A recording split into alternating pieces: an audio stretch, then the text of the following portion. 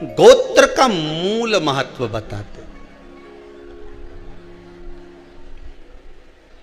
बहुत ध्यान दीजिएगा शिव महापुराण की ओर कि आपके भाव की निर्मलता से भगवान मिल जाए। कहा रावण कह रहे हैं अगर मान लो मैं कुंवारी अवस्था में मर गया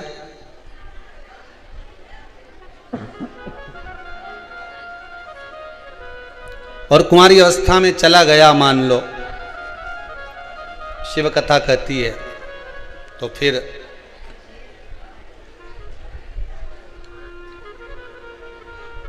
ना तो मेरा तर्पण होगा, ना मेरी तिलांजलि होगी, ना ही मेरा पिंडदान होगा। फिर मोक्ष कैसे मिलेगा? मोक्ष मिलने का भी तो कोई भाव हो। कहा और एक बात अपने भी जीवन में उतार कर रखिए। देखिए, कुंवारी अवस्था में मरने वाले जीव जो गर्भस्थ मर जाएं या कुंवारी अवस्था में चले जाएं, आप कितना भी इनके लिए दान दे लो, कितना भी आप पिंडदान कर दो, कितना भी इनके लिए आप ब्राह्मण भोज करा दो, इनका कल्याण जब तक नहीं है जब तक घर का कोई एक व्यक्ति, दो व्यक्ति जो भी हैं घर में, वो शिव महापुराण की कथा ना सुन ले। और एक बात बहुत ध्यान दीजिएगा, बाबा ने तो कृपा करी है कि श्राद्ध पक्ष में शिव महापुराण की कथा सुनने को मिल रही है। श्राद्ध पक्ष में मिल रही है। और मेरा तो माताओं से विशेष रूप से निवेदन है, पुरुष वर्ग से तो है ही, नवयुवक बच्चों से तो है ही, गर्भस्थ दुनिया के लोग तो यहां 7 पीढ़ी की बात करते हैं कि 7 पीढ़ी में अगर कोई कुंवारी अवस्था में गया होगा तो उसको मोक्ष मिल जाएगा। यहां शिव महापुराण की कथा और उज्जैनी सांदीपनि ऋषि बाबा की वो पावन धरा वावंतिका उज्जैनी में भगवान शिव के मंदिर के उस दीवाल पर लिखा हुआ है 71 पीढ़ी तर जाती है मात्र एक शिव महापुराण की कथा श्रवण करने वाले, करवाने वाले की 71 पीढ़ी।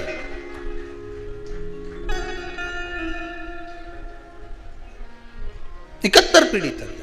अब 71 पीढ़ी में ना जाने कितने कुंवारी अवस्था में गए होंगे, कोई जरूरी किसका याद, कौन एक्सीडेंट में, कौन अधोगति में चला गया होगा, किसको।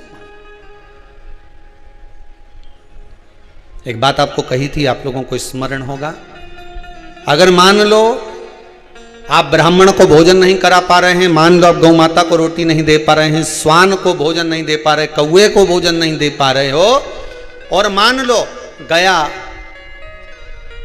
ब्रह्म कपाली या कहीं पिंडदान नहीं कर पा रहे हो, तिलांजलि तर्पण नहीं कर पा रहे हो, तो एक काम जरूर करना, जल के पात्र में 2 बूंद गंगा जल डालना और वो गंगा जल शंकर को रोज 16 दिन तक चढ़ाइए, पितृदोष समाप्त हो जाए।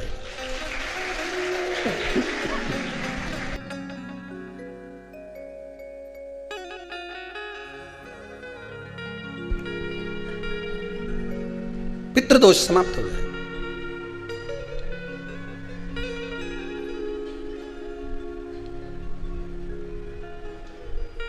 प्रतिदिन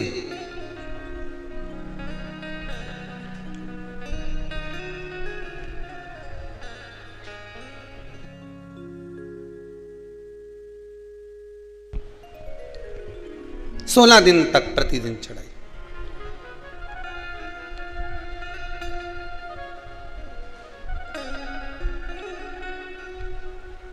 शिव महापुराण की कथा कहती है,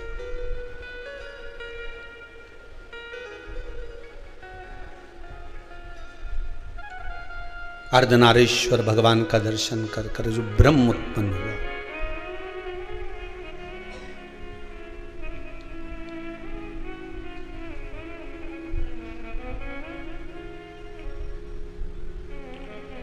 एक तारने का मौका,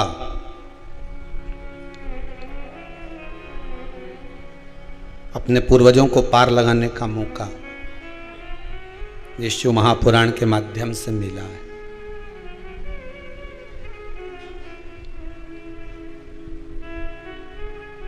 भगवान ने कृपा करी है, विश्वनाथ ने, शंभु ने।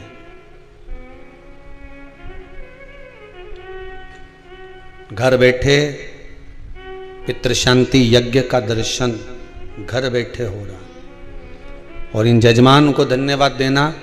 ये दोनों श्री सुरेश सत्यनारायण जी अग्रवाल और गोपाल मुक्तिलाल जी अग्रवाल जलगांव और औरंगाबाद से जो पधारे, साधुवाद था इनको। तो इतना जनमानस को देश और विदेश में बैठे हुए ना जाने कितने जीवों को पार लगा देंगे साहब। और आपको भी धन्यवाद देता हूं जो आपने अपनी अपनी टीवियों की वॉल्यूम बढ़ाकर, आवाज तेज कर कर जो पूरे वायुमंडल में शिव पुराण को, शंकर की कथा को, जनमानस तक जो जीव चले गए वो अपनों को नजर नहीं आते, पर वायु के रूप में ना जाने छोटे छोटे कण के रूप में रहते हैं। उनके कानों में ये सब बोधन जब जाता है तो तर जाते हैं।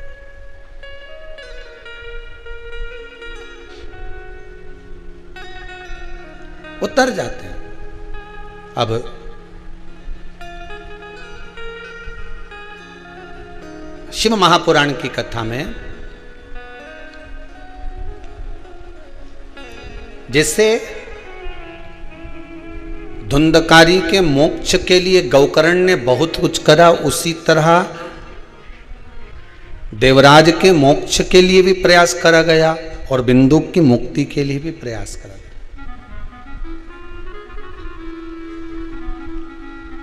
चंचुला देवी काशी में जाकर निवेदन करती है देवाधिदेव महादेव से कि प्रभु मेरा पति प्रेत योनि में पड़ा हुआ, पितृदोष है, ये आपको कैसे मालूम पड़ेगा? पितृ भूखे हैं, इसका तो वर्णन हमने पहले कर दिया कि रात्रि को जब आप सोने के बाद में 1-1.5 घंटे बाद अगर आपकी नींद खुल जाए, 1 घंटा 1.5 घंटा आप सो लिए, उसके बाद जो नींद खुली तो 1-1.5 घंटे तक अगर आपको नींद नहीं आ रही है, रात्रि को सोने के बाद में 1 घंटे बाद जब उठे तो आपको प्यास लग गई, भूख लगने लगी, प्यास लगने लगी कि मेरे को पानी पीना पड़ेगा, घबराहट हो रही, पानी पीना पड़ेगा। 1-1.5 घंटे सोने के बाद अचानक नींद खुले और आपको प्यास लगे, समझ लेना आपके पितृ भूखे हैं और प्यास है।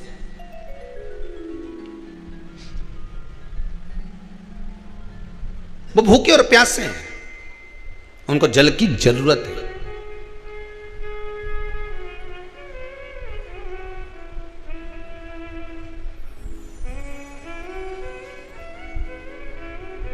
किसी भी नदी में, सरोवर में, कुंड में, बावड़ी में, तालाब में, आप तीर्थ में जाकर जब स्नान करते हैं तो स्नान करने के बाद एक काम का नियम बना लो कि अपने हाथ की अंजलि में जल लेकर अपने पूर्वजों को देना है।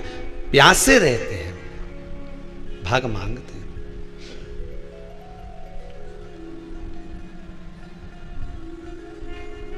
भाग प्राप्त करना। 3 वृक्ष पितरों के तुल्य हैं। नैमिषारण्य की कथा में भी कहा था 3 वृक्ष पितरों के तुल्य हैं। पहला पीपल, दूसरा बट वृक्ष, तीसरा बेलपत्र का वृक्ष। ये पितरों के तुल्य हैं। अगर आपको रात्रि में नींद नहीं आ रही है, ऐसा लगता है कि रात्रि को 1 घंटा 1.5 घंटा सोने के बाद कुछ गलत गलत विचार आने लगते हैं, नींद सुबह 3 बजे तक 4 बजे तक नहीं आती, 4 बजे के बाद फिर नींद आती है, तो एक प्रैक्टिकल जरूर कर कर देखना। एक प्रैक्टिकल करने में क्या जाता है, प्रयास करने में क्या कुछ जाता है क्या? प्रैक्टिकल कर कर देखना कि कहीं सीओर वाला महाराज झूठ तो नहीं बोल रहा, तो प्रैक्टिकल करने में कुछ नहीं जाए।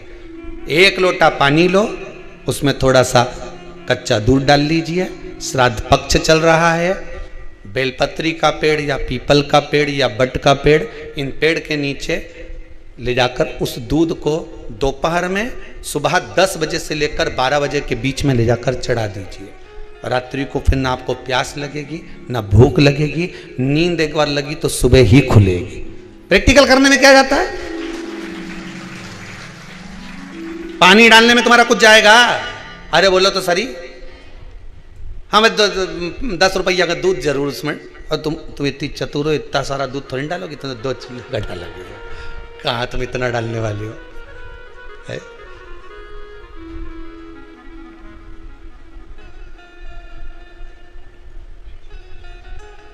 कहा बहुत चतुर चतुर लोग हो रहे संसार में हो, भले पूजन पाठ नहीं करे पर कहीं का एकदम मिलने आ जाए ना, क्या अम्मा जी है क्या पाठ कर रही है, फिर वो भी बैठ गई तुरंत, अभी तो सोई थी।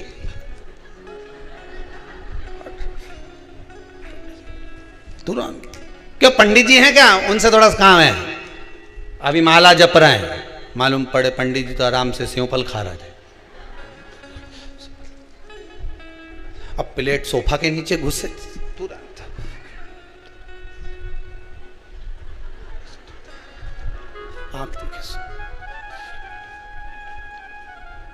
प्रैक्टिकल करने में क्या जाता, कुछ भी नहीं बिगड़ेगा, ये तो बस जल डालोगे तुम्हारा ही कुछ अच्छा हो सकता है, बाबा की कृपा है।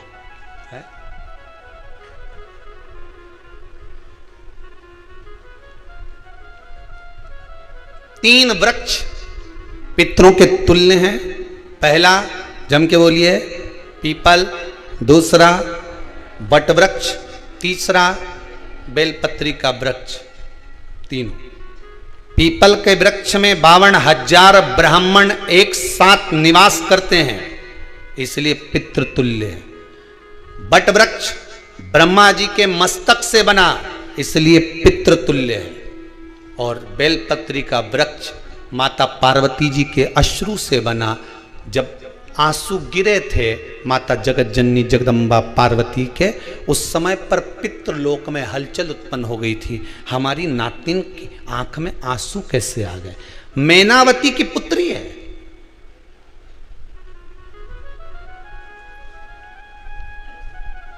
पितरों की नातिन, इसकी अश्रु कैसे गिर गए।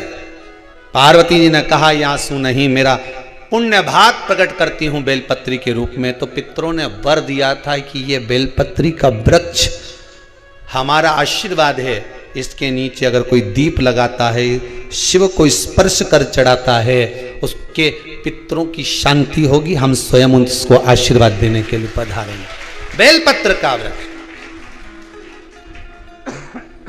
पितृतुल्य।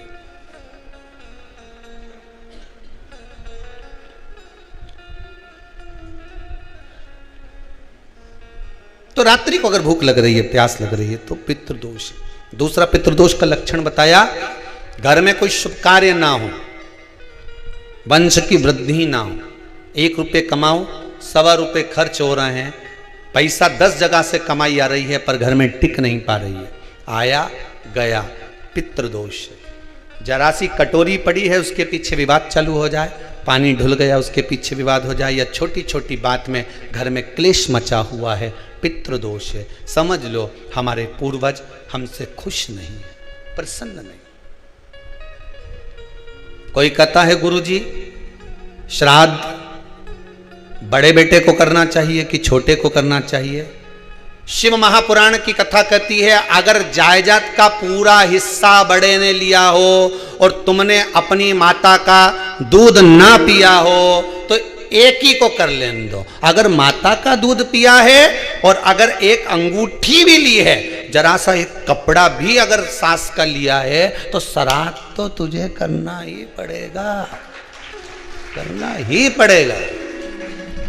तूने मेरा दूध पिया है तो बिल्कुल जम के तो बोलो। अगर तुमने उनका कुछ खाया है तो अब एक काम और हो सकता है, गुरुजी वो श्राद्ध अगर हम नहीं करें और बड़े भैया करें और हम उन्हीं के यहाँ चले जाएं तो चले जा, मना कौन कर रहा है।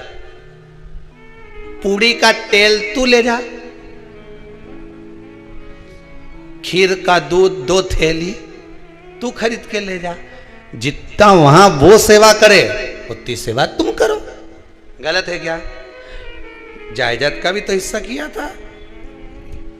सुई की नोक के बराबर नहीं धुआं ने, ईंट इधर खसकी है तो हमारी इधर खसका दीजिए। हमारी बसियत में इतना लिखा है तो फिर बसियत में ये भी लिख के जाना चाहिए था। मैं तो कहूँ सबके, तुम डरो मत ही रहे एक भी। जब छोरा छोरी के जब सब सामान, प्रॉपर्टी दो ना, जमीन दो ना, जायदाद दो ना, सारा सामान छोरा छोरी के दो, तो उनके लिख के भी जाओ कि हमारी श्राद्ध कर दे अच्छे से, नहीं तो भूतड़ी बन के सताऊंगी।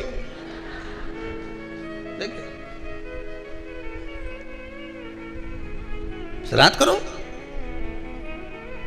कितना दिया तुमको, बोलो ईमानदारी से बोलना, कितना दिया? ढेरों। और एक बात बहुत अच्छे से कहूंगा, आप लोगों के जीवन में उतरे। अगर मायके में भाई, मायके में भाभी, मायके के लोग अगर आपके माँ बाप का श्राद्ध नहीं करते हैं तो बेटी भी अपने माता पिता का श्राद्ध कर सकती है। उसने भी दूध पिया है अपने माता पिता का, पर वो श्राद्ध का भोजन कौन कराएगा? बेटी का पुत्र हो, बेटी की पुत्री हो, वो कराए। और नाम वो नाना नानी का ले ले करे। अगर वो नहीं कर रहे हैं, वो नहीं संभालते, वो नहीं जानते, तो आप करो, तो करे। दो भाग होते हैं। जब एक रोटी गाय के मुख में दी जाती है, गाय के मुख में जब हम रोटी देते हैं, एक रोटी जब देते हैं, या तो गाय के मुख में 16 श्राद्ध में जब रोटी देते हैं तो रोटी को बीच में से तोड़कर, रोटी का जो भाग होता है उसको, मतलब ऊपर से फुलका का परत नहीं निकालना है। रोटी जो सीधी सीधी है ना, जैसे ये रोटी है तो इसको बीच में से तोड़ लिया, दो भाग विभाजित कर लिया, नीचे वाले भाग में भी थोड़ा सा गुड़ शक्कर रख लिया, ऊपर वाले भाग में भी गुड़ शक्कर रख लिया, एक के ऊपर एक रोटी को रख लिया, वो गाय को दी।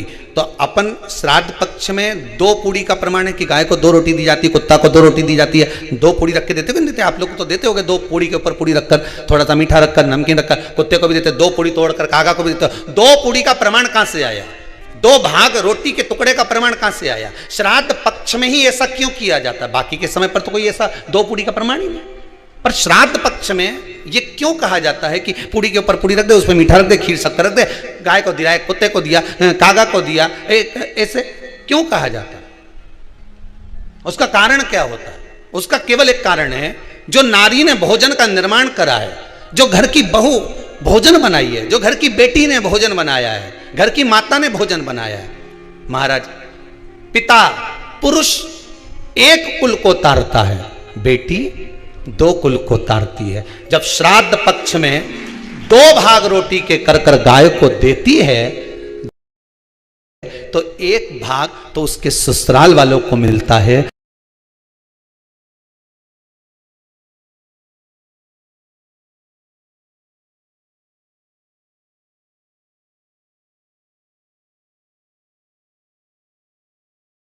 मायके को भी मिले, ससुराल को भी। जब गया जी का पिंड होता है तो नाना नानी सबका स्मरण कराया जाता है। 2 भाग।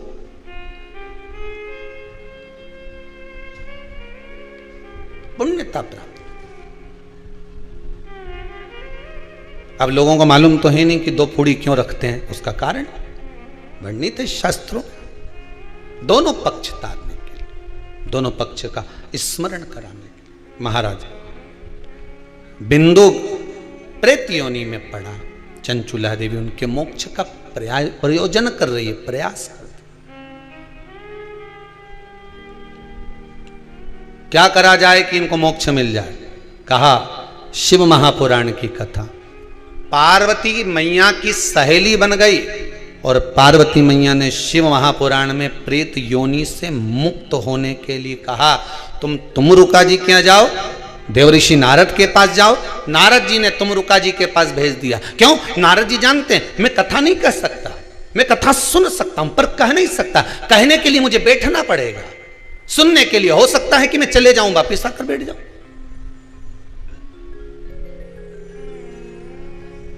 तुमरुका जी से कहा कथा कह दोगे? हाँ, कहने में क्या दिक्कत है, मेरे पति को प्रेत योनि से मुक्त करना है।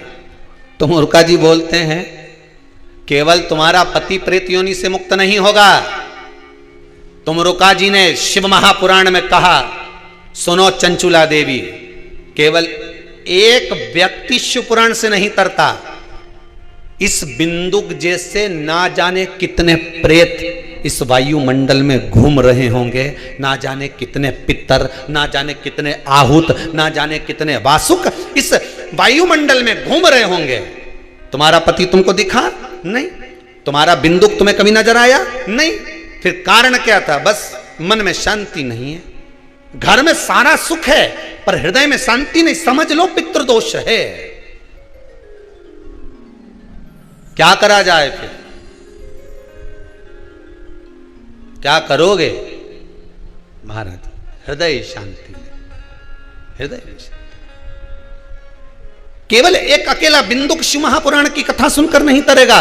तुमरुका जी कहते हैं, जिस समय पर मैं शिव महापुराण की कथा कहूंगा, सुनो चंचुला देवी, इस संसार के इस भूमंडल पर मृत्यु लोक में जितने भी जीव इस संसार सागर में भटक रहे होंगे, शिव महापुराण की कथा सुनकर वो भी तर जाएंगे। ये अकेली बिंदुक को तारने वाली नहीं है। इस मृत्यु लोक में जो विराजमान, आज भी नियम है महाराज, श्राद्ध का भोजन टेबल पर नहीं कराया जाता, श्राद्ध का भोजन ब्राह्मण को कुर्सी पर बिठाकर नहीं कराया जाता, श्राद्ध का भोजन किसी जाता। श्राद्ध का भोजन आज भी प्रमाण है कि ब्राह्मण के लिए भूमि पर आसन लगना चाहिए और जमीन पर बैठकर कराना चाहिए। तब क्यों? क्योंकि इस भूमि पर बैठकर जब भोजन कराएंगे, इसी भूमि से ना जाने कितने पितर गए, कितने तर्पण हुए, कितनी तिलांजलि हुई, इसी भूमि से, इस रज से, इस कण से ना जाने कितने जीव चल गए। अब लकड़ी पर या टेबल पर या कुर्सी पर बैठकर ब्राह्मण को भोजन कराने का प्रमाण नहीं है। अब आपका फैशन ज्यादा हो गया तो बात दूसरी है। पंडित जी ऊपर बैठ के खा लोगे क्या? पंडित जी तो बोल देंगे अच्छा है, खिला दो।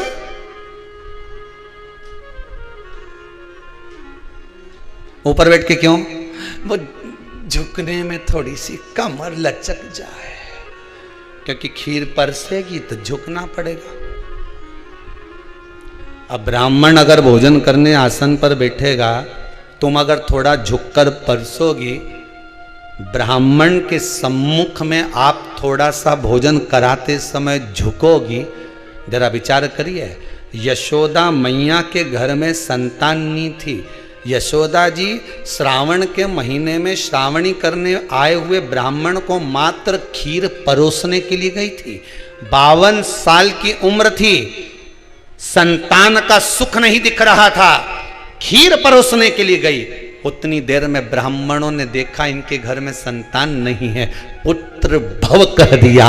और यशोदा जी के पति श्री नंदराय जी कह रहे हैं कि बाबा मैं 60 का या 55 की, बाल हो गए धोले और तुम करे पुत्र होगा, कहां से होगा? ब्राह्मण कहते हैं, ब्राह्मण जब भोजन करता है, भोजन करते समय जब वर देता है, वो वर गलत नहीं हो सकता, कहीं से भी आएगा, पर छोरा तो आएगा। और आया, कहीं से भी आया, पर पुत्र आया, क्योंकि आशीर्वाद दिया था। श्राद्ध पक्ष का भोजन टेबल पर नहीं, कुर्सी पर नहीं, श्राद्ध पक्ष का भोजन ब्राह्मण को आसन लगाकर जमीन पर कराना चाहिए, भूमि पर।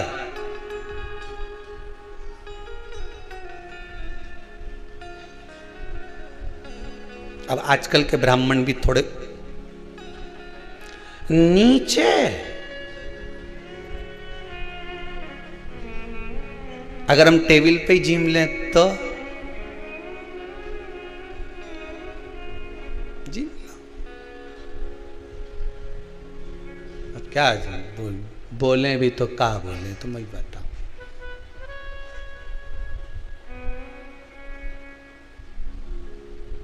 थोड़ा सा भाग भूमि का हो महाराज,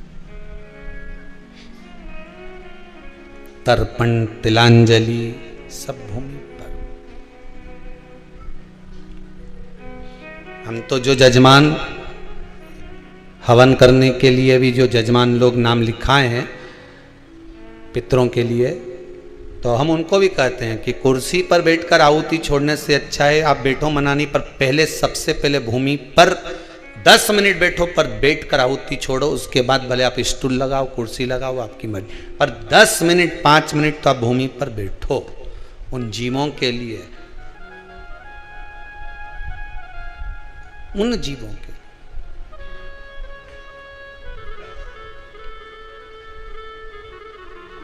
जजमान कौन बनेगा?